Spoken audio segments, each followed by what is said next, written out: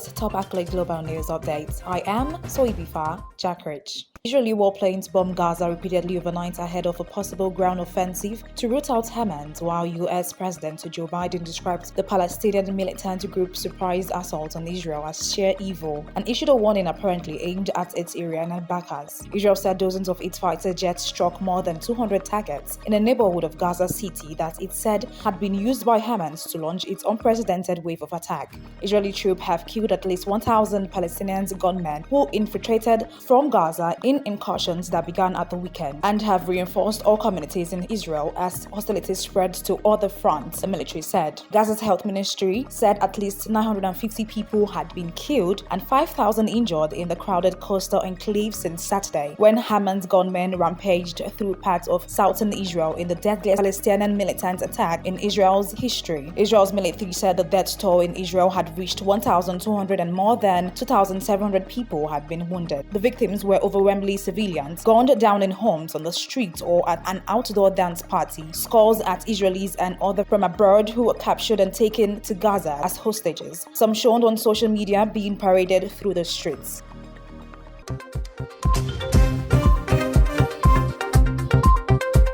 Hurricane Lidia had crashed into Mexico's Pacific coast as an extremely dangerous Category 4 storm, killing at least one person as residents sought shelter from torrential rain and powerful winds. Lidia made landfall near the popular beach resort of Puerto Vallarta with maximum sustained winds of about 220 km per hour, that is 140 miles per hour. United States National Hurricane Center (NHC) said on Tuesday Mexican President Andrés Manuel López Obrador said the government had deployed about 6,000 members of the armed forces to help residents. Authorities in the state of Nayarit said one man was killed when a tree fell on the van he was driving north of Puerto Vallarta. In the town, residents boarded up windows and dragged sacks of sand from the beach to reinforce flood barriers in front of their shops. Authorities at the airport said it would be closed until 8 a.m. on Wednesdays. School classes were suspended, businesses closed earlier, and most residents waited out of the storm at home or in shelters opened by the authorities, according to reporters from the AFP news agency.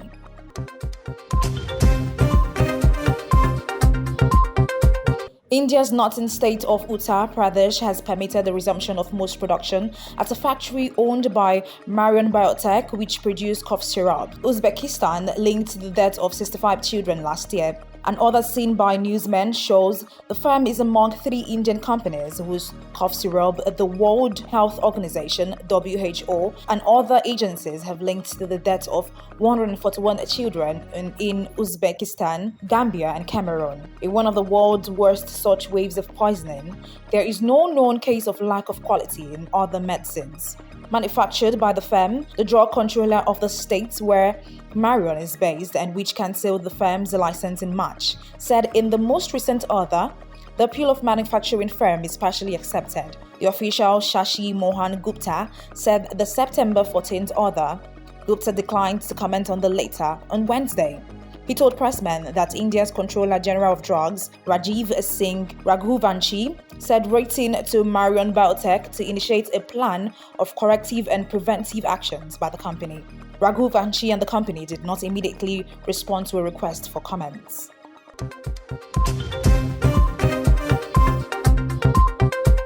South Korea's defense minister has said he will push to suspend a 2018 inter-Korean military agreement in order to resume frontline surveillance on the rival North Korea, as a surprise attack on Israel by Hamas raised concern in South Korea about similar assaults by the North. Talking with reporters in Seoul on Tuesday, South Korean Defense Minister Cheng Lei cited the violence in Israel and Gaza to stress the need of strengthening monitoring of the North. Chin was appointed by the president Yoon Suk-yeol on Saturday. The agreement, reached during a brief period of diplomacy between South Korea's former Liberal President Moon Jae-in and North Korean leader Kim Jong-un, created buffer zones along land and seas boundaries and no-fly zones above the border to prevent clashes. Chin was particularly critical of the inter-Korean agreement's no-fly zones, which he has prevented South Korea from fully utilizing its air surveillance assets at a time when North Korean nuclear threats are growing. relations between Koreas have decayed following the collapse of larger talks between Washington and Pyongyang in 2019 over the North's nuclear weapon program. North Korea has threatened to abandon the 2018 agreement while dialing up missiles tests to a record pace, promoting the conservative Young to take a harder line on Pyongyang than his dovish predecessors.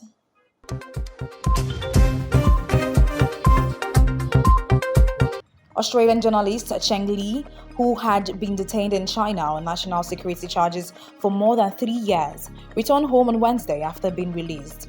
Australian Prime Minister Anthony Albanese said Cheng, who was tried in secret in March 2022, arrived in Melbourne and has been reunited with her 2 children and family.